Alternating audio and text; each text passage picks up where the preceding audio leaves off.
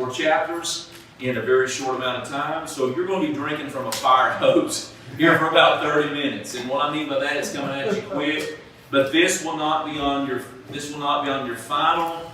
But there's some information here. Exactly, chapter 20 of Judges is the most horrific, horrendous story. In my opinion, one of the most horrific and horrendous stories in the whole Bible. But we're going to read over it in Judges, so we're going to go through. Let's just go before the Lord in prayer. Heavenly Father, we just thank you today, God, for all that you do and all that you are. And I pray, God, as we leave here today, that, God, we glean, we've learned, and, God, we fulfill that commandment as Paul gave Timothy to study to show yourself approved. God, the leadership quality alone that we've learned through the book of Judges, I pray will help us and impact us and further us in the calling as we lead other people. And we've learned from their mistakes, so God, that we won't commit them ourselves. Lord, I pray today that no one will be intimidated by this test, but God, it's just a reflection of what they have retained through the class. We love, honor, and praise. In Jesus' name we all say, Amen. Amen. Come on in, Shem. All right, chapter 17. Now, we've just come out again of Gideon. Was sort of challenging to see this great mighty man fall and know that the end of his life was so meager. And we understand too, and I do want you to always to grasp that Samson did not commit suicide.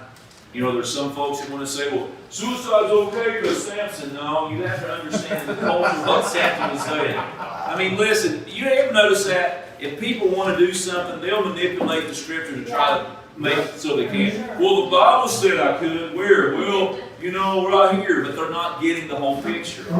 And we know that Samson wasn't telling God, okay, I'm just kill me too. He's just saying, I know what's going to happen, and I understand as I don't spare me, don't treat me differently. I accept the consequences of my life. And that's what he was saying. He wasn't saying, okay, I'm going to shorten my life and I'm done, or anything like that. He didn't do what the first King Saul did as he was fixing to die and ran upon the sword, or Ehud did, remember, and not Ehud, but one of the other, I can't remember off the top of my head, one of the other judges who, you know, he was hit in the head by the woman, and he just said, hey, kill me, because I don't want anybody to say, he got killed by a woman, right? So, but anyway, let's go on. All right, so now we find ourselves in chapter 17, and we find that now we're dealing with Micah. And why, when we talk about the 6 main judges, why do we count folks like Micah? For one thing, we'll find that he's in the book of Judges, and he's illustrated through the book of Judges, but he really wasn't a judge. Yeah, he was an Israelite, but he was not a judge. If you find out what he did, God used him, but yet he really didn't judge the people. So again, if you see that, remember there were 6 major judges. Major judges, right? Major judges. Keyword. Yeah, I'm not asking you for the judges cycle. I'm not asking you for all the characters or judges mentioned. But there are 6 major, and the major judges ended with Samson. All right?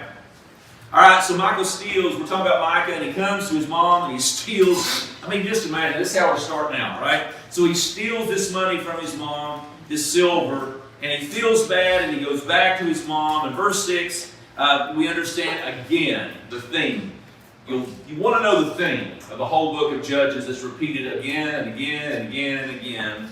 And it says that in those days, Israel had no king, and everyone did as they saw fit. You're going to need to know that. There is actually, I don't know why I'm being this blunt, but I did throw you a curveball in your test. You got 2 fill in the blanks.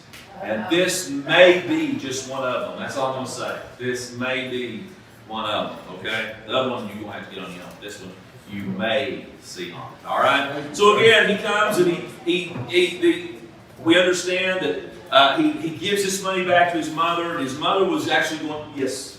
Can you repeat what you said? I knew better than that. Judges 17, verse 6. It's right there in your Bible. Yes, sir. There you go. Good deal. And no, if you put a thou shalt in there, it will not make your test grade go up. I'm just going to put that up there. Oh, that's a fun joke. But anyway, let's go on. So we understand he gives the money back, and then again she she's wanting to build this idolatry in the last part of the book of Judges is just rampant. At verse 7 we read that a young Levite is traveling up from Judah, and he came to the mountains of Ephraim, and he stayed at Micah's house at his request. And then we find this gets a little curious. Look at the verses with me. Verse 10, and Micah said to him, dwell with me, and be a father and a priest to me, and I will give you 10 shekels of silver per year, and a suit of clothes, and to your substance. So the Levite went in, and the Levite was content and dwelled with the man, and the young man became like one of his sons. So Micah consecrated the Levite. Now what do you mean? We think he means by consecrated. He dunked him in water? No, that's why we need a good commentary. The consecration here, if you look and you follow that little B, if you have a study Bible, he put it in his hand. He said, all right, here's your first payment. Here it is, baby. You want to do the job? Here you go. I mean, he's enticing him, right? So again, don't judge the Levite just because he's swayed by currency. What was going on? Verse 6, chapter 17. There was no king, so they did what they wanted to do. So don't hold them to this holiness standard when the Bible's told us at least 7 separate times from chapter 1 to 21, they are doing whatever they want to do. So Micah consecrated the guy, gave him his money, and then he says this in verse 13, I love it. Micah said, now I know the Lord will be good to me since I have a Levite priest. He's excited. Whoop, I got a preacher. He's covering the bases. And we'll find out, he's got idols. He's making a silver ephod, Gideon made a gold one. He's making a silver one. So, hey, whatever goes, right? He's like, we read about the Mars Hill in the book of Acts where the Apostle Paul goes up and he sees all these gods, and one to the unknown God because the Greek culture didn't want to leave one out. So that's what the idea, hey, if Jehovah God does good, then these ephods might help do a little bit better, Covered my bases. So, chapter 18, we begin. And again, we see that. Again, there was no king in Israel. Do you think Samuel was trying to make a point with King Saul? Mm-hmm. Yeah. Your leadership will make a difference. Yeah. Good leadership will make a difference. And life changers, I want you to know your leadership and good leadership will make a difference. Failures don't just happen. Either leaders failed to plan, maybe we have some other circumstances we weren't in control, but if we stay in a prepared state, those failures are less likely to happen. Amen. If we learn from our mistakes, if we're continually looking and preparing ourselves, we find one of the greatest failures because there was no king, no one was in preparation, no one was thinking about the next week, next month, next day. It was all about what's going on today. So we find out in chapter 18 that these 5 men from the house of Dan, again, we're talking about the same family, the tribes. It was the 12 tribes of Israel, and they were all split up. Remember, Joshua split up the land, the inheritance.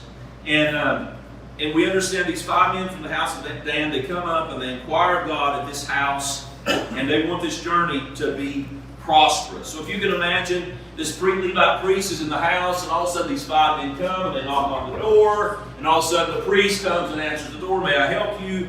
And they said, oh, you're a Levite, because again he would dress in the appropriate attire. And they said, please inquire of God for us that we could be prosperous. In verse 6, and the priest said to them, go in peace, and the presence of the Lord will be with you on your way. And they find the land of the Sidonians, and we find about this land of the Sidonians. It's great land, it's beautiful land, it's full of everything they need, and they have no armies to defend it, no real people. They're unattached. So guess what happens? They begin to spy, and they say, oh my goodness, let's just go and go attack them, let's go get them. And they come back, and they go back to their people, and they begin to share this with them, and they say, do not hesitate, go, enter and possess the land. And when you go, you'll come to secure people in a large land, for God has given it to us, right? We've discovered this land, and surely it's God's blessing on us. And they're having to sort of coerce their other men to go. So in verse 14, we find that an army of 600 equipped men left to fight the Sidonians. So then 5 men had gone to spy out, the 5 men that went and gone to spy the country of Lesh answered and said to the brethren, do you Do you know that there are in these houses an ephod and houses of idols, carved images and molded image? Therefore consider what you should do. So they turned aside there and came into the house of the young Levite man, the house of Micah, and greeted him. And 600 men with their weapons of war, who were with the children of Dan, stood by the entrance gate. Okay, hold on just a minute. Could you imagine the Levite? I think he had a little drizzle down his britches leg. I'm just going to be honest with you. Because he comes to the door, the 5 men's there, and he opens the door, and here's all these men of war. And then look what they ask him in verse 17. And the 5 men who have gone to spy out the land went up, entering there, and took the carven image. They're taking the stuff out of Micah's house. The very one that gave them lodge, that gave them help. They're taking it out of his house. And the molded image, and the priest stood at the entrance of the gate with the 600 men who were armed with weapons of war. And then when these went to Micah's house, they took the carven image and the ephod and the households of the image. And the priest said to them, "What are you doing? Why are you robbing this man? He was good to you." And listen to what it said in verse 19. "Be quiet.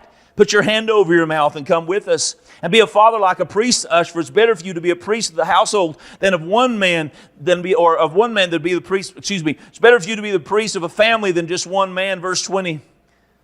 So the priest's heart was glad, and he took the ephod of the house and he carved the image, and he took the place among the people. So let me give you this illustration, or give you this real quick. 1, they came back, they stole everything out of Micah's house. 2, they silenced the priest, said, "Shut up, don't tell on us." 3rd, they offered him a better position. And the funny thing is, as soon as they offered him, he goes, "Okay, let's go." I mean, imagine that. Phooey on this guy. Hey, you're going to offer me much more money, and I'm going to get this prestige. The thing I want to encourage you, and we can glean from this too, is all that glitters isn't really gold. And 2, and we're going to find out, I'm trying to bring this in, but I mean, what do you think it did to Micah? Micah's going to speak in here in a minute. But he's given everything. This was his Levi. And the thing is, we read in the previous verses that he loved him like a father. And then all of a sudden the father stabs him in the back and runs off with his enemy, who just robbed his house. Let me tell you something. I've said this through this class, and I'm going to say it again.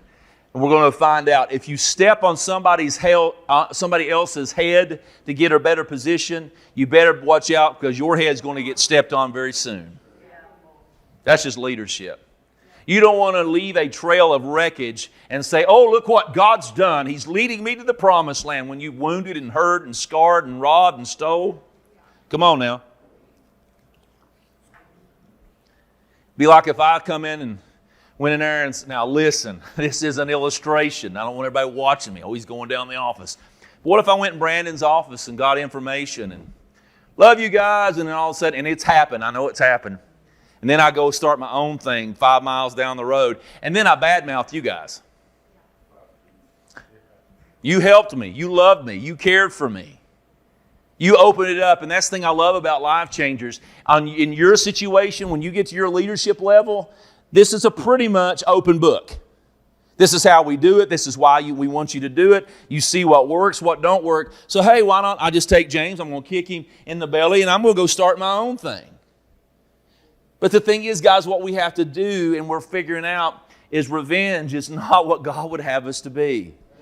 That all we can do is say, "God," and that's what happens here in just a minute with this precious fella, Micah. Look at verse 22. "And when they were a good way from the house, Micah and his men who were in the house, near Micah's house, gathered together and overtook the children of Dan." Now you read that first, you say, "Oh, they whooped them." No, they could not have whooped them. That's why good commentary is really a good thing. What it means is they caught up to them and overcame their distance.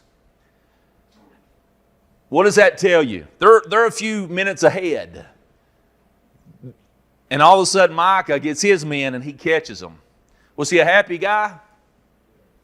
Did he have peace and love and tranquility in his heart? He was mad. He was hurt. He was wounded, and I want to pound of flesh, baby. That's what I want to do. So, verse 23, "And they called out to the children of Dan, 'Hey, what are you doing? That's my stuff. And then the people turned and said to Micah, well, what ails you that you have gathered such a company? Well, could you imagine? I mean, think about it. Well, why are you mad? We just stole all your stuff, and oh yeah, your priest is now our priest, but why are you so mad at us? I mean, how stupid's that, right? Verse 25, and the children of Dan said to him, do not let your voice be heard among us. Threat, lest angry men fall upon you and you lose your life with the lives of your household. I looked up that angry men. It just means men of bitter soul. Listen, if you're looking to start a fight, you're always going to have people ready to. They don't care what the cause is. They don't care. I'm just ready to go. Let's go, Tom. Because they've got something to prove. They're angry, they're hurt, they're wounded, they're mad. People, I'll tell you what. People with motivation and no wisdom are as dangerous as a cocked gun with no target. Ever seen them? I just want to do something. I don't know what I want to do, but I'm going to do it. I know y'all have never seen those. Or you probably bring that new guy, he's free, right? He's free and he's set free from all of his bondages and now he's fired up. He wears the Life Changers t-shirt and all of a sudden you go, let's go I'm ready to go, let's just go. You know, like, whoa, calm down, baby. Calm down. I carry a scar on my finger because a dude was so hyper. I was working for a company called DTR. It was a Japanese-owned automotive company, and I'm in there, and all of a sudden when I'm in there, I'm training this guy. And we're making these anti-vibration pieces, and when we had to dip them in what's called a NOx rust, so when you get them on your car, they don't rust out, right? So our job was to dip them, and it was a wire basket, and if they fell out of one basket, they would land into another basket. And the kid was just, he probably really strung out, to be honest. But I was trying to help him and train him, and all of a sudden he goes, well, what happens? What happens if you drop a part and it goes in that other basket? I said, all right, dude, all you got to do is lift this one basket. And I went to reach in and grab a part, and he grabs the basket from me, catching my finger between the two baskets, slicing my finger wide open to the tendons, blood's pouring everywhere. He's like, dude, I'm sorry, you know. And I'm like, dude, go somewhere else. I don't want to see you. Go. I know what you're saying, but you're a Christian. Yeah, I'm a Christian, but I didn't want to see him for a while. I want to see him in heaven, right? But I just don't want to see him for the next 10 minutes, right? Okay. But anyway, 5 stitches later, here we are. So he's excited. He's doing things. He's like, listen, you're going to get yourself hurt if you don't change your attitude. Verse 26, and children of Dan went their way. And Micah saw that they were too strong for him. He turned away and went back to his house. He was smart. Sometimes you can't win the battle, so don't let the battle overtake you. You know, sometimes we always say, oh, quitters never win and winners never quit. But sometimes when you've banged your head for the same time over the same problem, that same person who you've been ministering to over and over, and they've left the program, they're back of the program, they're left the program, they're back of the program, they come back, they steal your stuff, and they leave, oh, but we're going to show them mercy. If you stop them from being judged and going really, you know, sometimes you just got to go, I can't win this battle. Until you're ready to change, I can't win this battle. You ever been through there? Am I talking to anybody today? So the children of Dan set up for themselves a carved image, and Jonathan, the son of Gershom, the son of Manasseh, the sons were the priests of the tribe until that day of captivity of the land. So they set up for themselves these carved images at the house of God at Shiloh. So they're taking this land, and all of a sudden as they've taken the land, now guess what they're doing? Are they praising God? No, they're setting up idols. Because although they were mighty men, they had the same idea as Micah. We're covering the bases. Yes, Sheldon. Makes it where the sons of Manasseh or Gershom, what makes it where they can be priests? Well, they're not priests. They're not. So see, the Levite, they set the Levite in here. Yeah. Look at verse 30. And the children of Dan set up for themselves carved images. They're not priests, they're just setting these up. And Jonathan, the sons of Gershom, the sons of Manasseh, all his sons who were priests of the tribe of Dan until the day of captivity of the land. So they set up for themselves Micah's carved image. Again, that's just going to show you they're doing things that they never should have done. They're doing it wrong. Yeah. They're not doing what the Bible said. They're not following Moses' laws. They're doing it in their own way. to cover the bases out of sheer ignorance. See, we can either choose to be ignorant or we can learn how it really needs to be done.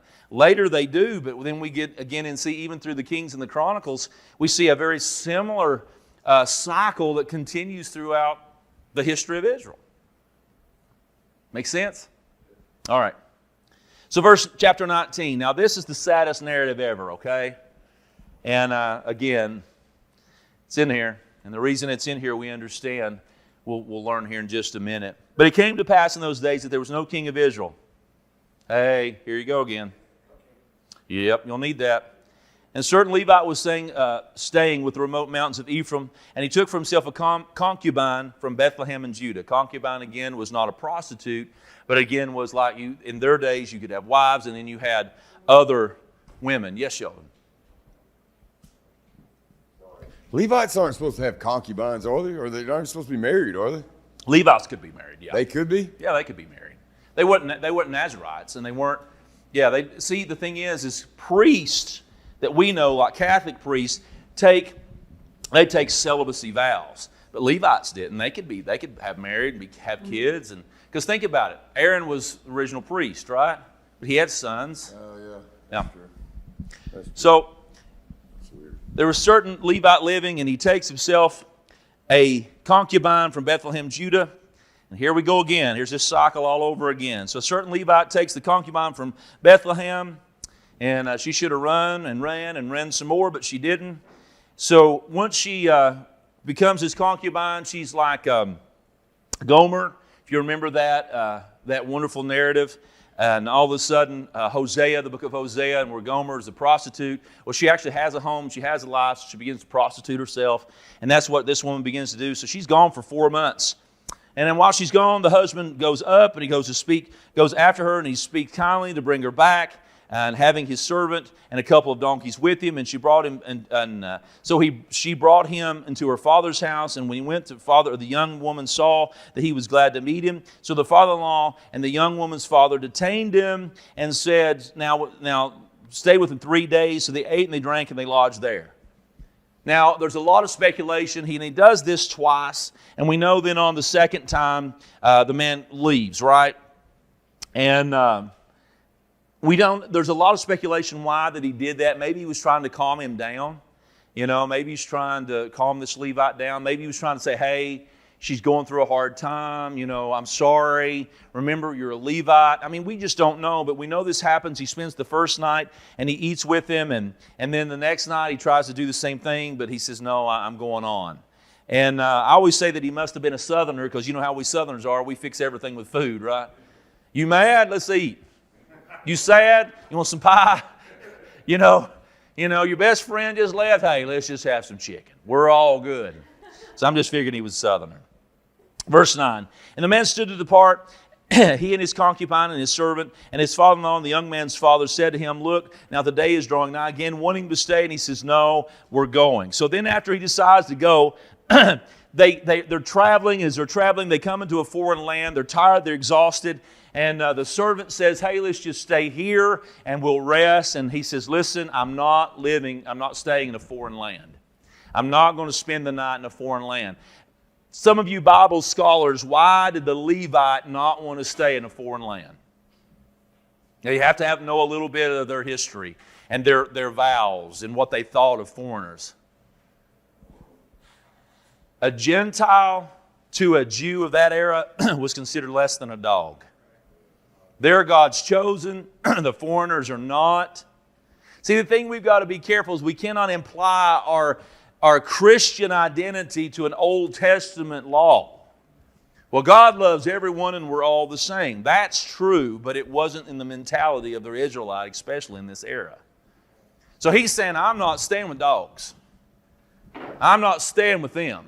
If we've got to travel all night long, we're going to go back and we're going to somewhere, the tribe of Judah, or somewhere in one of the 12 tribes. So they get to Gibeah,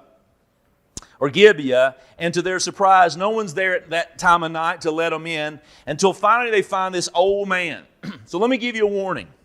If you're in a different place, and it's late at night, and this mysterious old man says, come with me, I'll take care of you. Go! Run! Don't stay. You'll find out in a minute. They were just looking at me like, is that really? I don't know. I'm trying to bring you into the narrative, okay? So the old man said, peace with you, however, I'll meet all your needs. So basically what this guy is saying, the Levite saying, listen, if you'll just let us stay, if you'll just let us, we've got food for a horse or our goats, or not goats, but our donkeys. We've got all the things we need. We've come prepared. You won't cost you a thing. Just let us stay, just lay on the floor. And this guy shows them kindness, and he says, hey, you come with me. He said, I'll take care of you. I'll feed you. I'll take care of your animals. I want to be good to you. So as he says that, he says, great, but he says, now listen, if you spend the night, the problem is you just can't go out at night. Stay in my house. And then all of a sudden, the unthinkable happens. You remember what happened in the days in the book of Genesis about Sodom and Gomorrah?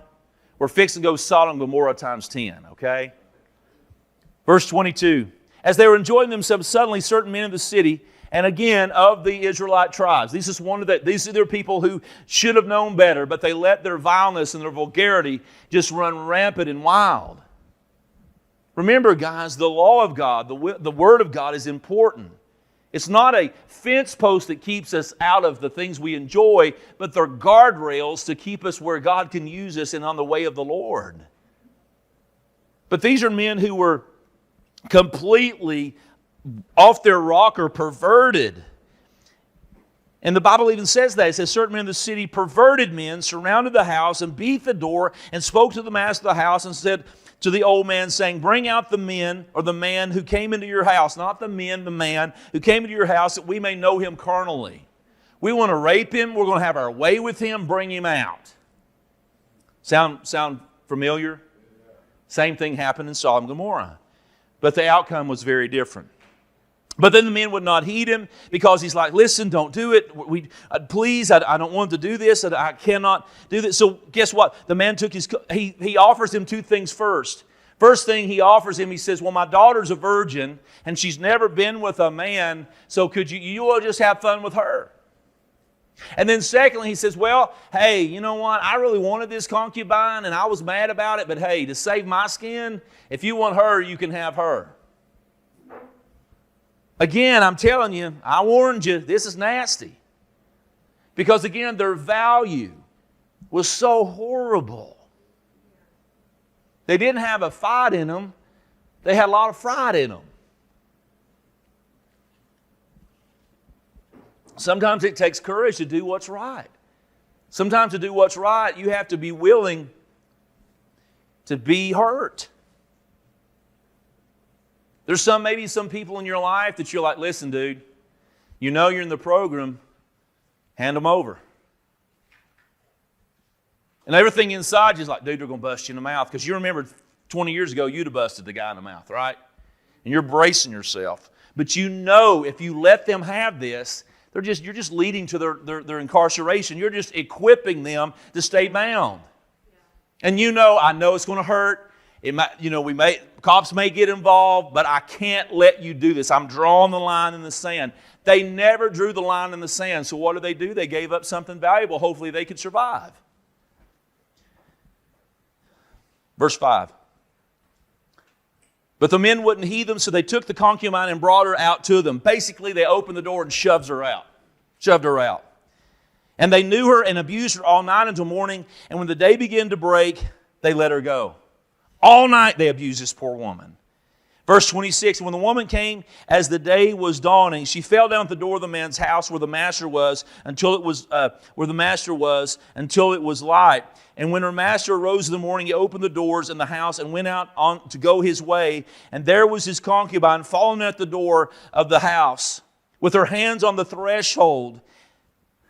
She had fought all night for her life. She'd been abused.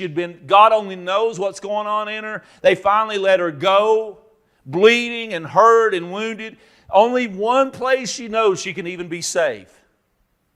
The very man she'd run away from now is her only avenue of safety. She crawls on her hands and knees to get there and cannot make it anymore and just falls alongside the threshold of the door. You would think, well, she just saved your neck, dude. She just sacrificed her life, her body, so you could live. But listen to what the Levite says. So he says to her as he looks down on the puddle of blood, get up and let us get going. Well, that's love, ain't it? Get up. Let's go. Get on the horse. What's your problem? See, the thing is, guys, the problem is when we don't love God foremost, it's hard for us to love anybody. It was all about him. And although he carried the title of a Levite, let me tell you something, he was wicked. There are people in your life that may carry the mantle of reverend. But watch them. If their fruit don't add up to their title, they're dangerous.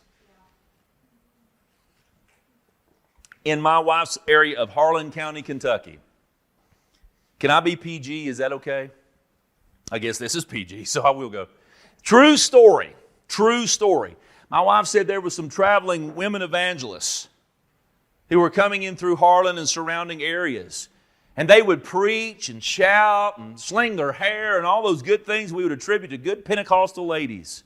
But if there were men in the area that they liked, they would go to them and say, God has sent me to you to help deliver you from the bondages of sin.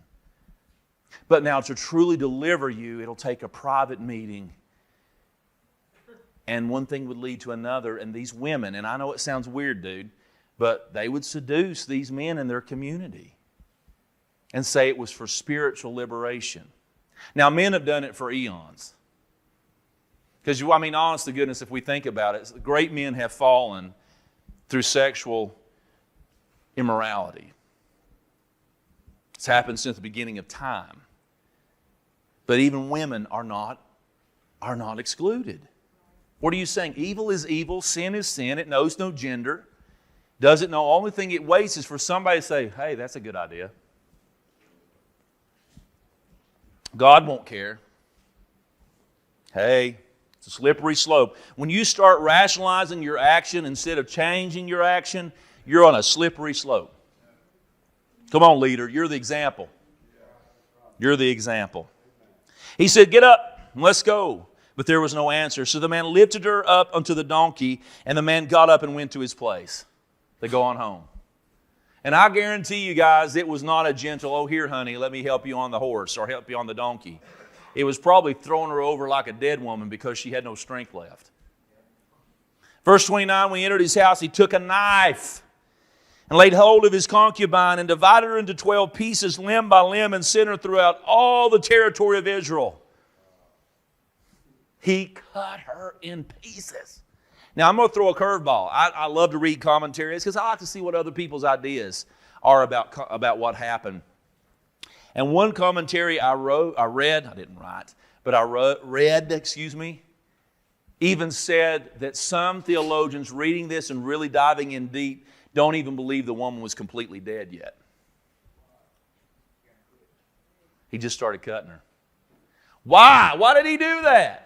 Well, we'll find out in chapter 20, but he wanted justice, no matter what the cost. I want to be vindicated. They did me wrong. Let's kill them all. Oh, yeah, I killed some too. But, it's her. It's just a concubine. Verse 30, and so that all who saw it said, no such deed has ever been done from this day from the children of Israel's camp and from the land of Egypt unto this day. Consider it and confer and speak up. He's crying out for justice in his 12 tribes. Justice from somebody just to stand up and let's go kill these folks. One, we can easily see why the concubine left her husband in the first place. There was no love there. Hey, if I'm going to get abused, I'll get abused on my own terms. I don't have to be bound to you to get abused. Secondly, we understand that these sinful men that did all this, Clark, a commentator writer, says this. He says that they were just rascals. They're just complete depraved human beings. The deepest kind of brutes. Being a compound of a beast and a devil. Inseparably blended. Centuries later, Israel still remembered this crime and even used it as an example for the wickedness. We'll read that in Hosea 9:9 and Hosea 10:9. This example is repeated. What are you saying, Brother Stephen? This kind of atrocity cannot be forgotten. The reason the concubine's body was cut into 12 pieces, we know again, we'll read again, but it was those 12 tribes, and he is crying out, you see this? Chapter 20. In verse 2, and the people of the tribes of Israel presented themselves to the assembly. They get together, and so the people of God and 100,000 foot soldiers who drew the sword. Now the people of Benjamin heard that the children of Israel had gone to Mizpah, and the children of Israel said, tell us how this wicked deed happened. We know how it happened, right? He goes, he's in this place. Then the men say, hey, we want to rape this dude. Bring him out here. And he says, no, but I've got a virgin daughter and a concubine. And here, we'll just take the concubine and he kicks her out, right? But, that don't sound good to the Israelites. That won't sound good to the 12 tribes. So he changes his story. And he begins to share with them. And he says, they come to try to kill me. And they were brutish and all these things. Why do you think, again, he told his story to protect himself. Verse 6. So I took hold of my concubine, I cut her into pieces, and I sent her throughout all the territory of the inheritance of Israel, because they committed the lewdness and outrage in Israel. And look, all your children of Israel, give your advice and counsel here and now. Do something, would you? Can I tell you something, guys? I have found, and maybe you found something different, but normally the person who's screaming for justice the most is probably the most guilty. Oh, you better do something now. They stole my stuff. Then you look in their stuff. Well, how did you get this iPod? How did you get this iWatch? You didn't have it when you came in. Well, so-and-so stole my stuff. Okay. Well, I hit a nail on the head there, didn't I? Verse 11, so all the men of Israel gathered against the city together as one, and they're going to retaliate, right? So then, listen to this. I think this is so cool, because we're past the gruesome part. Well, one of the gruesome parts. Let's go to this. I think this is pretty neat, how descriptive Samuel is.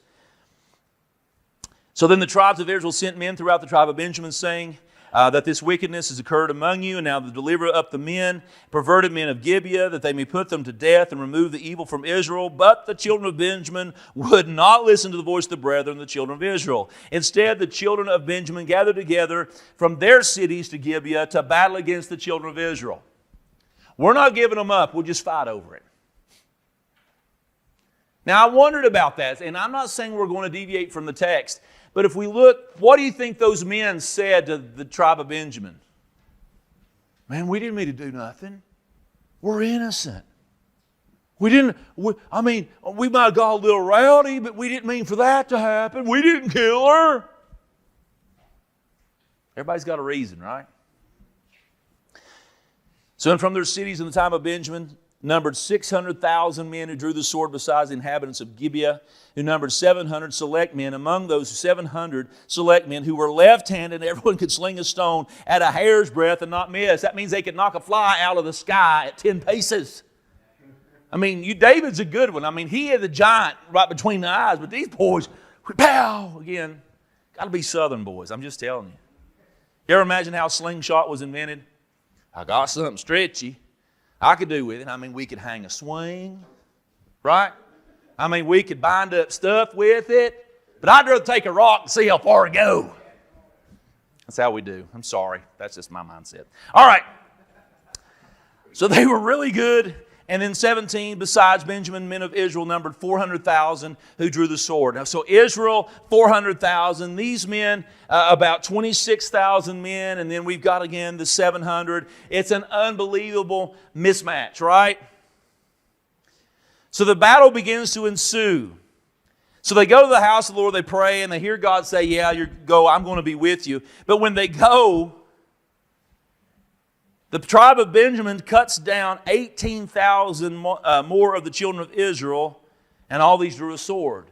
Israel loses the first battle. But God said, I'll be with you. Don't make any sense. So they go again.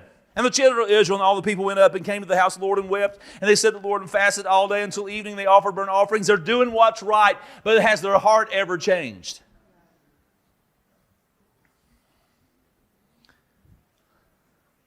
So the children of Israel inquired of the Lord, Even the Ark of the Covenant of God was there in those days, and Phinehas and the son of Eleazar and the son of Aaron stood there before those days. These were people who should have known.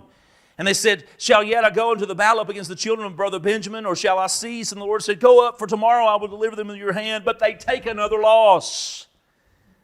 And they defeated us, they said in verse 22, as at first. And children of Israel said, let us flee and draw away from the cities and the highways.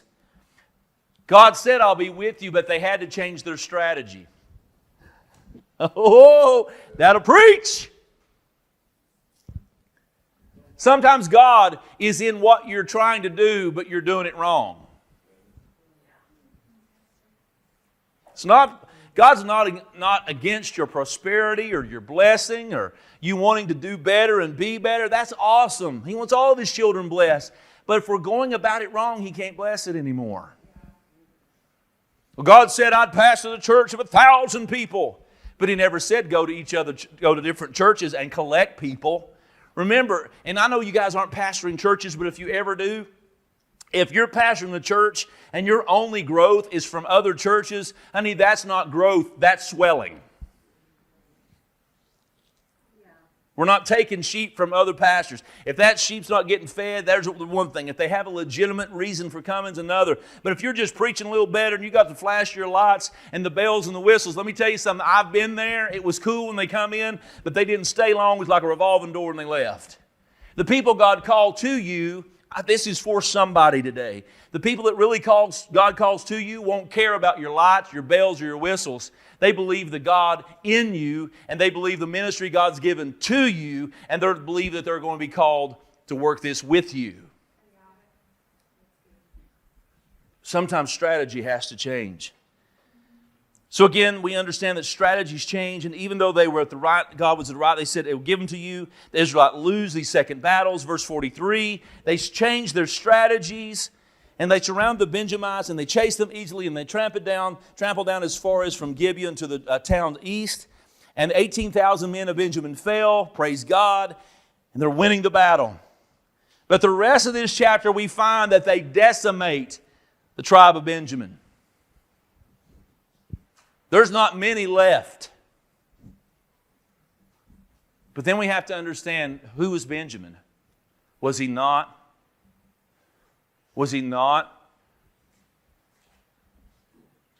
one of David's brothers? Or I'm not Joshua's brothers, I'm sorry. Was he not one of Joshua's brothers? Joseph, that's it. Joseph. You remember all his brothers? And then we know that each tribe was named after one of his brothers. And then they have to come to the realization after chapter 20 that, oh my gosh, they will not be a tribe of Israel named Benjamin if we don't do something. So then we go into chapter 21, which is much lighter. Let's all take a breath. It's going to be much lighter. So at the first, we find the Israelites that promised, we will not let any of our daughters marry these Benjamites. We hate them. They're all bad. We hate them. But then they begin to pray and they begin to see that, you know what, they're going to go away. This tribe won't go. So verse 12 says, they found among the inhabitants of Jabesh Gilead 400 young virgins. So we won't give them our family, but here, go. And this is what they say. Here's the other camp from Gilead. We'll let them marry and maybe that'll help. And they can rebound from decimation. Virgins who had not known a man intimately, and they brought them up to the camp of Shiloh, which is in the land of Canaan. Verse 13, and the whole congregation sent word to the children of Benjamin. Please read this with me. Who were at the rock of Rimmon, announced peace to them. So Benjamin came back at that time, and they gave them the women that they had saved alive from the women of Jabesh Gilead. Yet they had not found enough for them. Verse 15, and the people grieved for Benjamin because the Lord had made a void in the tribes of Israel. But after the battle, they had compassion. Verse 9, and they said, in fact, there's a yearly feast of the Lord in Shiloh, which is north of Bethel, of the east side of the highway that goes up from Bethel to Shechem, south of Lebonah. Therefore they instructed the children of Benjamin, saying, Go lie in wait in the vineyards, and watch. And just as the daughters of Shiloh come out, perform their dances, then come from the vineyards, and each man catch himself a wife from the daughters of... I'm not making it up, it's right here. And then the land of Benjamin. And it shall be that their fathers and their brothers come to complain that we will say to them, Be kind for them for our sakes, because they did not take a wife from any of them in the war, for not as though they had given the women to them at this time, making yourself guilty of your oath. So the children of Benjamin did so, and they took wives, and their number of those who danced, and they called, and they went, and they returned, and their inheritance, and rebuilt the cities, and dwelt in them. And so the children of Israel departed from there, and every man of the tribe and family, and they went out from there, and every man into his inheritance. In those days there was no king of Israel, and everyone did what was right in his own size. So ladies, be careful when you're dancing that nobody grabs you. I know I read that very sloppily and you got to read it at your own time. I don't have the time to go through it. Nutshell, the Benjamites are going to die off. They don't have enough wives to have sons to propagate the name. So they say, hey, we don't have any daughters. We're not going to let you. But you know what? These folks, we'll go over there and we'll stand in for you. If they complain, we'll stand up for you. But when you come out, hide in the bushes and hide in the vineyards, and when you see them dancing, because they have these traditional dances, go grab one. I mean, is that how y'all got married? Is that how when she was just dancing that before the Lord, he said, Come here, woman. I mean, is that what? Yeah. Hey, at least they knew these ladies could boogie, right? And I know Sheldon's going, this makes no sense. And I'll be honest, it makes no sense to me either. But the thing is, that's how this tribe of Benjamin was sustained. So as we conclude this whole narrative, we've learned that God does crazy things to us, but it makes sense in the outcome. We understand that judges, as leaders, we're trying to get a leadership concept and a leadership understanding through this book. And the thing we know is, again, if there's no leader, there's no progress, only failure. We know if there's no leader who's in tune with the Lord, things will happen that should never happen. And then we have to deal with the consequences. If there's no leader who's devoted to God rather than being devoted to themselves, tragedy strikes and we'll be more embarrassed than we are successful. Leadership is not an inherited skill, it's a developed skill. That's why Samuel was like, Here, Saul, you may be tall, you may be good looking, but you're not going to be a good leader unless you learn from the mistakes of the past. Listen, it's okay to make a mistake. It's just not okay not to learn from it. The difference between a mistake and a lesson, the foreground is the same. The outcome is we've learned something. It's a true mistake when we don't learn from what we've done wrong. Secondly, we cannot overlook what someone else has gone through. Because somebody else may have gone through a mistake, but if you learn from it, you won't have to make the same one. That's what this whole book's about. So, all right. Yes, Sheldon.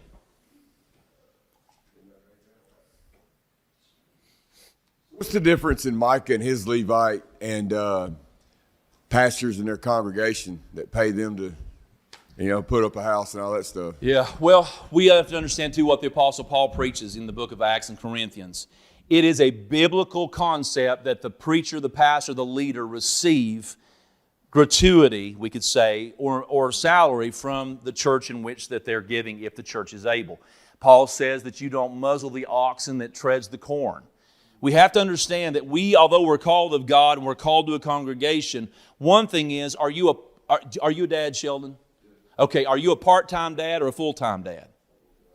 The thing is, your child is your number one priority. And if anything else comes between you and truly raising that child, it becomes an obstacle, not a blessing.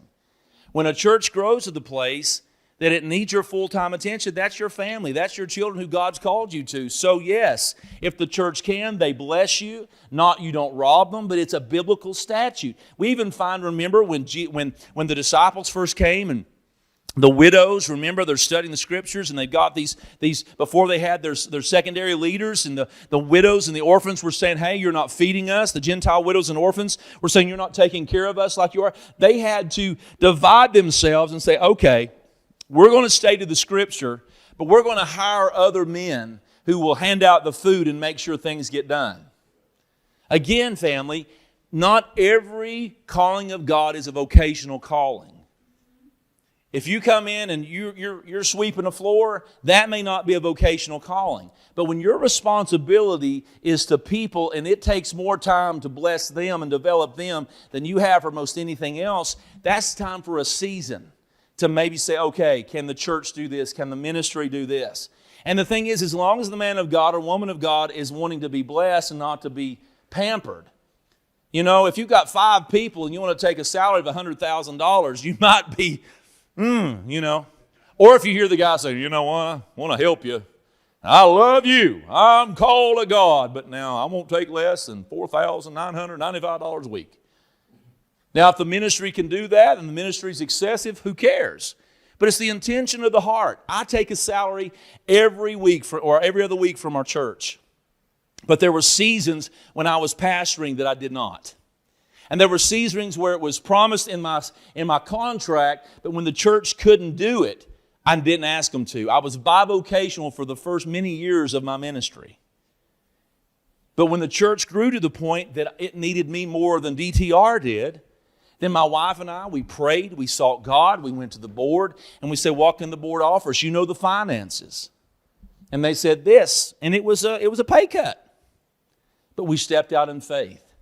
And now I'm more taken care of than I was even in the beginning. That's what God does. But it's the intention of the heart. The problem with Micah was, and this Levite that he was dealing with, he was just, who can pay me more? What prestige can I have? I'm called to a little bitty church in Rogersville. At most, talking about online members, which we have to do that now since COVID, and then who shows up every Sunday, we are somewhere around the 200 mark. There are ministries here in Pigeon Forge that would consider a little 200-member church absolutely minuscule. But that's where God's called me. And I'm under the opinion that when we get to heaven, that I have to be faithful to wherever God's called me to be.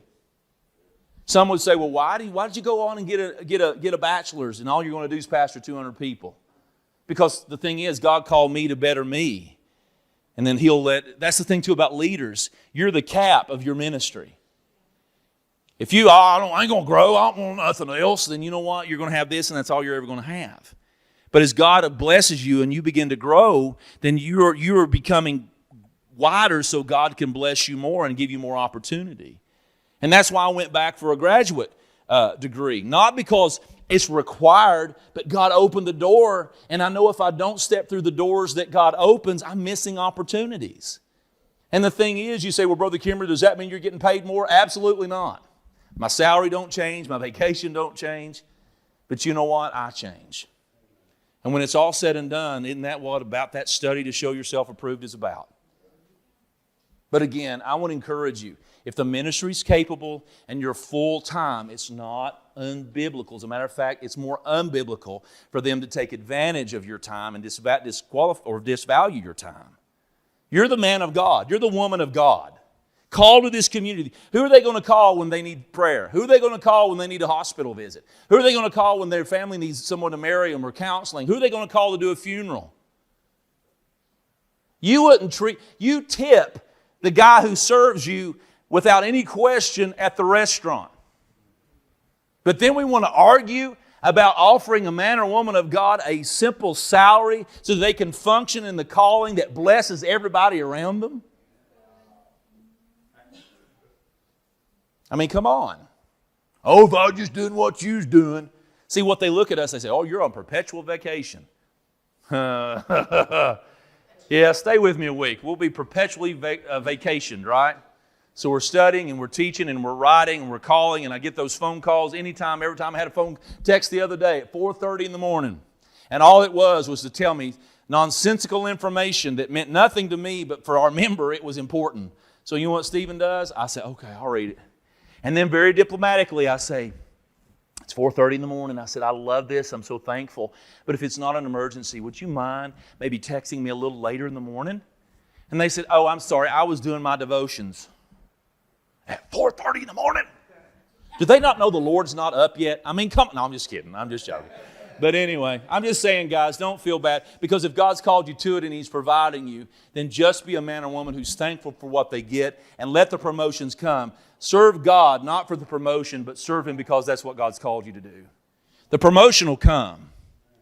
And I've seen people who've been meek and humble and God blessed them and raised them, but He's grown them so when they get the blessing, they're prepared for it. But people who want to step on somebody's head just to get the extra paycheck don't stay there long because they've not attained the skills to be able to sustain the job that they're wanting to do. And then they get mad at everybody else and blame everybody else, but the problem is they wasn't willing to wait in the trenches. They wanted to go ahead and be in the forefront, but maybe they weren't ready to be in the forefront yet. Amen? What's our time, Brandon? What time we go? Oh! Can we take the test? All right. All right. How long do they have?